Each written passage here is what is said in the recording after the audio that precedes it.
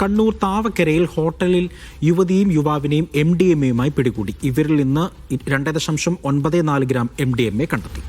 രഹസ്യ വിവരത്തിന്റെ അടിസ്ഥാനത്തിൽ കണ്ണൂർ ടൗൺ പോലീസ് നടത്തിയ പരിശോധനയിലാണ് ഇവർ പിടിയിലായത്. ബിജീഷ് ഗോവിന്ദനുണ്ട് വിവരങ്ങൾ നൽകാനായി. ബിജീഷ്, എപ്പോഴാണ് ഇവരെ പിടികൂടുന്നത്? മറ്റു വിശദാംശങ്ങൾ.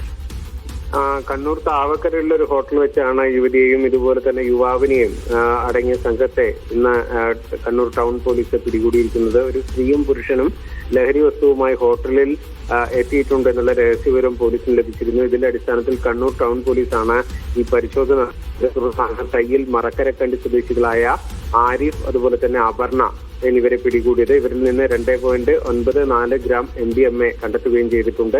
Town police station inspector Vinu മോഹന്റെ നേതൃത്വത്തിലുള്ള സംഘമാണ് ഈ പരിശോധന നടത്തിയത്. അജി. ശരി, ബിജീഷാണ് വിവരങ്ങൾ നൽകിയത് കണ്ണൂരിൽ നിന്ന്.